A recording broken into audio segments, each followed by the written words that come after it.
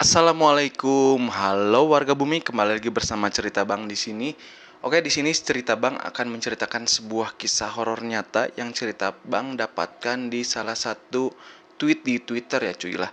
Cerita ini bercerita tentang Paropik, seorang dokter yang dari kota harus pindah ke sebuah kampung, ke sebuah desa di Jawa Tengah. Yang dimana si Paropik ini ditugaskan di salah satu puskesmas di sana karena kekurangan dokter. Tetapi Paropik dan istrinya mengalami hal yang mistis saat di rumah dinas. Dan usut punya usut, rumah ini ternyata oke lah, gak lama-lama lagi kita akan cerita ke ceritanya. Tapi sebelum lanjut, subscribe dulu dong. Oke, kita mulai ke ceritanya.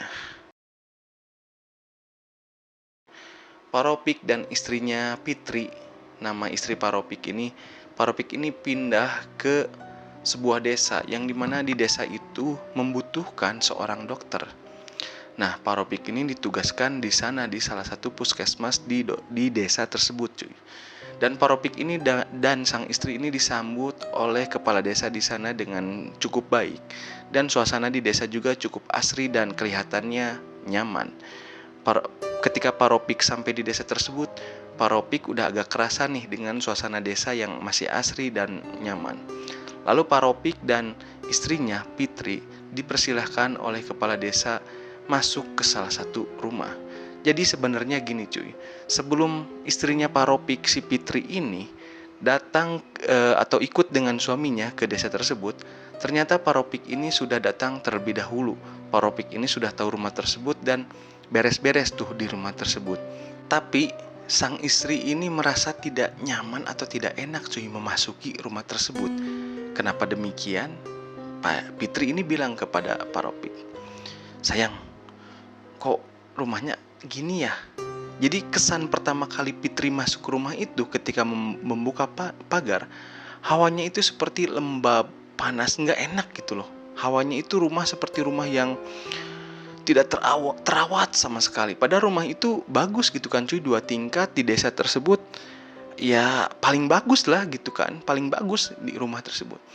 Lalu Paropik bilang, shh, diam kamu, nanti Pak Kades dengar. Udah, kita masuk aja ya. Alhasil Paropik dan istrinya Fitri masuk tuh ke dalam rumah, membuka pagar, mengucapkan salam, Assalamualaikum. Lalu Pak Kades bilang, Paropik, selama jenengan dinas di sini menjadi dokter di desa ini, silahkan gunakan rumah ini. Lalu di sini juga kami menyediakan motor untuk Paropik pulang pergi dari rumah ini ke puskesmas. Terima kasih Pak Kades, terima kasih atas kebaikannya. Saya terima semuanya ini ya, terima kasih. Lalu Pak Kades bilang, semoga Paropik dan Bu Fitri betah dia tinggal di sini dan mengabdi di sini. Iya Pak, insya Allah Pak, insya Allah. Paropik bilang seperti itu, masuk tuh.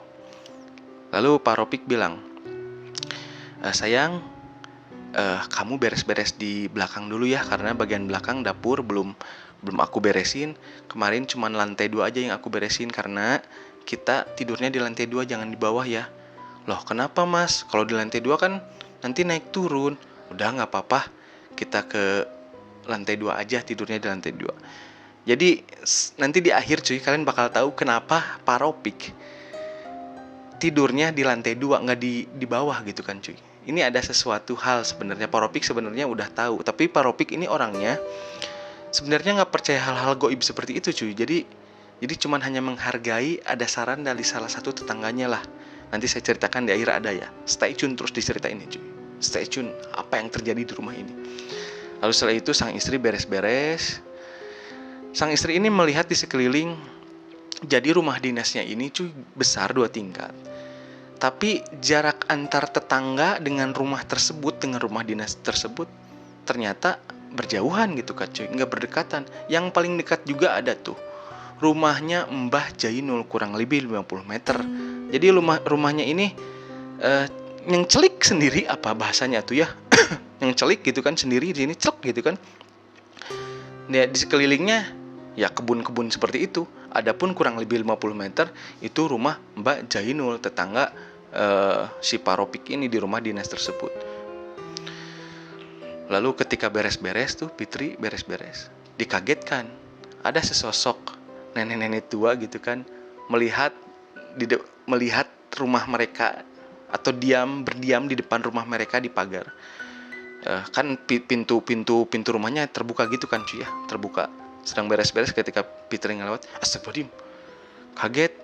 Jadi di sana saling tatap tuh antara si Mbah Jainul, tetangga yang terdekat tadi ya, dengan si Fitri, suaminya Pak Ropik.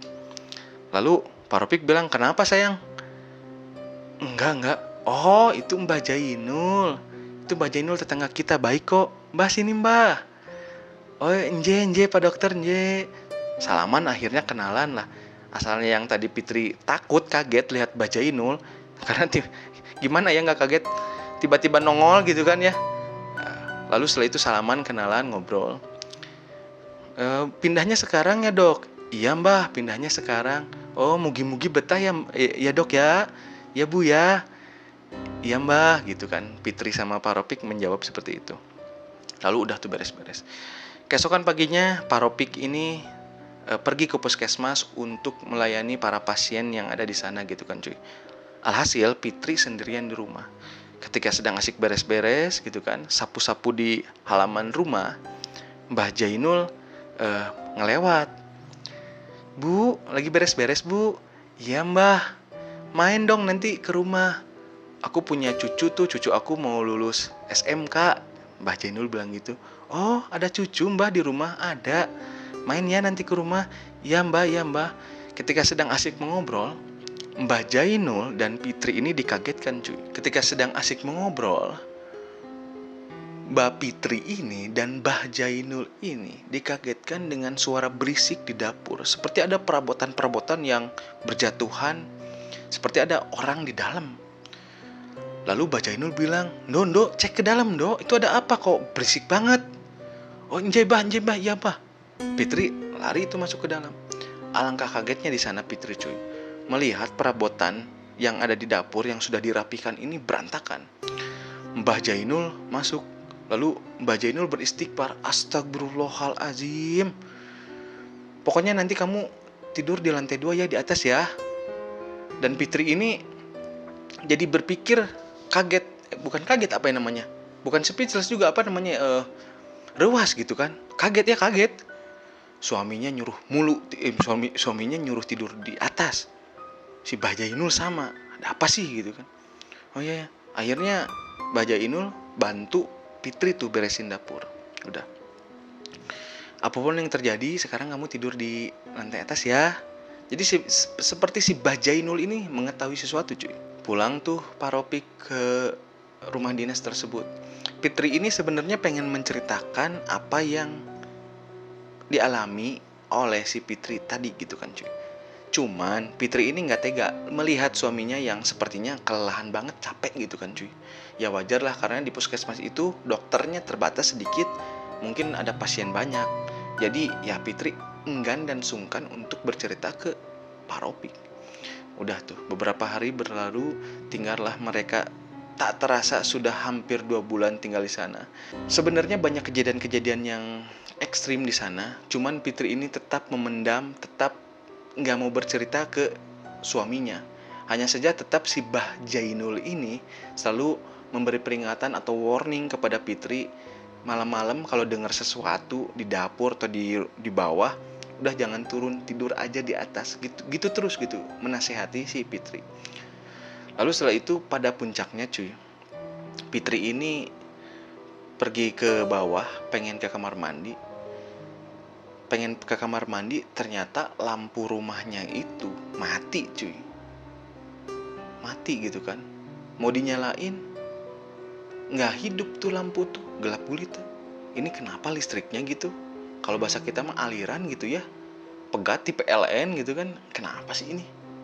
Cetrek. Untungnya tuh di bawah tangga dekat lampu itu ada senter untuk jaga-jaga lah, supaya kalau ada mati lampu ada apa mudah gampang dinyalakan tuh senter. Ketika turun dari tangga,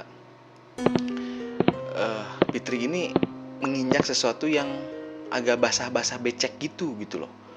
Tapi Fitri ini nggak berani nyenter ke bawah, nggak berani, dia ini takut sebenarnya. Dia ini pengen balik lagi ke atas bangunin suaminya, tapi nggak enak juga karena suaminya lagi tidur, nggak enak mengganggu. Tapi Fitri udah kebelet pengen ke kamar mandi. Ya udah tuh maksain dia ke kamar mandi sendirian dengan senter dengan kaki yang agak becek-becek menginjak sesuatu. Setelah sampai dapur ke kamar mandi, pas Fitri keluar kamar mandi, Fitri ini mendengar seperti ada suara orang berbisik kepada dia, berbisik tapi terdengar jelas di telinganya, pergi, pergi, pergi. Fitri ini senternya di senter ke sekeliling cuy, nggak ada siapa-siapa, merinding tuh si Fitri. Dan akhirnya cuy di pojokan, di dapur di pojokan, jadi dapurnya ini ada pintu belakang cuy. Di dekat pintu belakang di pojokan itu Fitri menyenter sosok pocong cuy, yang dimana mukanya ini hancur, kakinya nggak ada jadi setengah badan gitu cuy. Lalu bilang kepada Fitri, pergi, pergi. Kebayang nggak cuy gitu? Di sana Fitri ini melempar senternya, lari cuy, langsung ke lantai 2, berisik. Masuk kamar, suaminya dengar tuh ada suara orang naik tangga berisik gitu kan, cepet-cepet seperti orang lari cepet-cepet gitu kan. Lalu suaminya lihat ke Fitri, kenapa sih kamu kayak orang yang habis lari ketakutan? Enggak mas. Di sini Fitri nggak masih enggan untuk bercerita lah ke si Paropik mengenai apa yang terjadi sama Fitri. Jadi sebenarnya kejadian perabotan jatuh itu sering cuy. Menjelang pada maghrib itu perabotan sering jatuh. Nah si Paropik ini kan pulang selalu setelah pada maghrib. Dan sebelum pada maghrib itu perabotan, sebelum maghrib gitu kan cuy, sebelum maghrib itu perabotan jatuh gitu. Fitri ini udah terbiasa dengan hal seperti itu tiap hari. Tapi ketika ada suaminya di rumah, ya nggak ada hal seperti itu. Dan sering terjadi juga ketika menjelang akan subuh gitu kan, ya kurang lebih jam 3, jam 4, perabotan jatuh lagi. Ya suaminya nggak ngeh juga ya karena tidur pulas gitu. Dan pada akhirnya Fitri bercerita. Fitri sudah tidak tahannya bercerita kepada suaminya. Suaminya hanya menanggapi hal tersebut dingin, bahkan bilang, ya mungkin kamu halu lah, terlalu capek. Lalu Fitri membantah, saya capek apa mas di rumah, saya cuma diem, beres-beres aja, itu gak capek. Yang capek itu batin saya nih, gak tenang tinggal di rumah ini. Cekcok tuh lah antara Fitri dan Paropik ini. Terdengar oleh si Mbah Jainul cuy. Terdengar cekcok lah gitu kan, si Mbah Jainul sedang lewat. Assalamualaikum Pak Dokter, assalamualaikum Ibu. Jadi intinya si Mbah Jainul ini menyapa gitu basa-basi, loh kenapa kok ribut-ribut gitu kan, pintu terbuka, ngomong pada keras gitu, ribut. Oh iya mbah, mau kemana mbah? Mau ke pasar, kata si mbah. Oh iya silakan mbah, silakan. Lalu suatu ketika Fitri juga mengalami hal yang aneh cuy. Hal yang aneh ini dimana si Fitri ini disuruh bikin kopi tuh oleh si Paropik pada malam hari. Kan di dapurnya ini ada pintu belakang cuy. Lalu pintunya ini tiba-tiba terbuka tuh. Tlek. Lah si Fitri kaget, siapa yang buka pintu? Ketika Fitri mau nutup pintu, Fitri ini melihat di sekeliling ini kebun kan. Tapi seperti melihat ada sesosok makhluk yang memandangi dia, yang melihat dia. Ternyata sosok tersebut kalian tahu? Yes, itu adalah adalah genderuwo cuy. Yang dimana tinggi besar, berbulu, melihat tajam ke Fitri.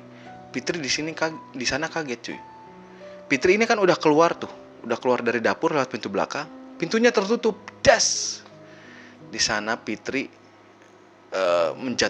menjatuhkan kopinya jatuh, prang, pecah, gedor pintu, mas tolong.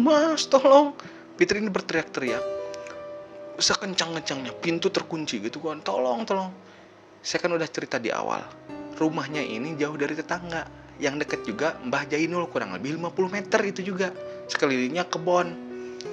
Lalu suaminya turun, dibukain pintu. Kamu kenapa sih? Kaki si Fitri ini berdarah cuy, kena beling bekas piring kopi yang dibuatin si Fitri untuk suaminya. Kamu kenapa sih? Mas, takut. Dibawa masuk tuh oleh Paropik ke rumah, bawa ke lantai 2. Kamu kenapa sih? Di sana Fitri belum bisa bercerita, Fitri di sana belum bisa bercerita cuy, mengenai apa yang dia alami barusan. Keesokan harinya, Mbah Jainul bersilaturahmi ke rumah Pak Ropik dan Fitri. Mbah Jainul bersilaturahmi melihat Fitri ini murung seperti ketakutan, badannya, mukanya pucat. Lalu Mbah Jainul bertanya, "Kamu kenapa?" Fitri menjawab gitu aja, cuy. "Kamu kenapa?" Seperti enggan untuk menceritakan ketakutan. Dan pada hari itu juga si Pak Ropik ini nggak ke puskesmas karena melihat istrinya sepertinya tidak baik-baik saja. Lalu Pak Ropik menceritakan hal-hal yang terjadi di rumah tersebut. Sebenarnya Pak Ropik juga pernah mengalami hal yang mistis di rumah tersebut, tapi bukan penampakan, cuy. Hanya sekelebat, lalu benda-benda jatuh. Pak Ropik cuek sih orangnya, karena setahu saya ya, kalau energi-energi negatif seperti itu atau jin-jin seperti itu kitanya cuek, ya dianya juga malas ngeganggu kita. Kalau kitanya nggak cuek ngerespon, ya dianya juga ngerespon. Lalu berceritalah Pak Ropik apa yang telah terjadi kepada Fitri, istri dari Pak Dokter Ropik ini. Lalu akhirnya di sana Mbah Jainul bercerita tentang asal muasal rumah tersebut. Jadi ceritanya seperti ini, cuy. Tadi kan di awal saya sudah bercerita kenapa Pak Ropik ini tidurnya pengen di lantai 2. Padahal di bawah ini banyak kamar, ruangannya besar. Kenapa pengen di lantai 2? Jadi ketika Pak Ropik datang melihat rumah itu, sebelum sama si Mbak Fitri nih, istrinya Pak Ropik, si Mbak Jainul ini ngobrol lah dengan si Pak Ropik menjelaskan rumah tersebut. Tapi Pak Ropik ini percaya nggak percaya lah. Dan Pak Kades juga sebenarnya tahu perihal rumah tersebut, karena rumah tersebut sudah dihibahkan kepada desa untuk dikelola, untuk nanti kalau ada tamu dari luar ingin ke desa tersebut. Jadi rumah itu dijadikan tempat untuk menginap para tamu lah ke desa tersebut. Pak Ropik nggak percaya sih sebenarnya, tapi Pak Ropik menghargai apa yang sudah diberitahu oleh Mbah Jainul dan si Pak Kades. Lalu Mbah Jainul ini bercerita.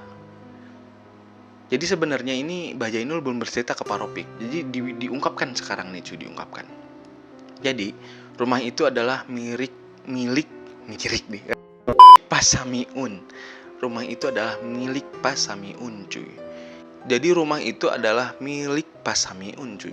Yang dimana Pasamiun ini adalah orang kaya di desa tersebut. Ya orang sukses lah bisa terbilang. Dan Pasamiun ini punya pembantu namanya Harsina. Dimana Harsina ini iri dengki dengan Pasamiun dan keluarganya. Yang dimana Pasamiun ini punya 1 istri dan 4 orang anak. Keluarganya bahagia, usahanya maju, sukses gitu kan, cuy. Yang dimana Harsina ini iri dengki melihat keluarga yang harmonis seperti itu. Karena Harsina ini punya suami tukang mabok, tukang maksiat, anaknya juga jadi anak nakal, suaminya suka nyiksa si Harsina. Iri dengan kebahagiaan keluarga Pasamiun. Dan pada puncaknya Harsina ini pernah disakiti oleh Pasamiun. Mungkin Pasamiun ini bercanda, cuy.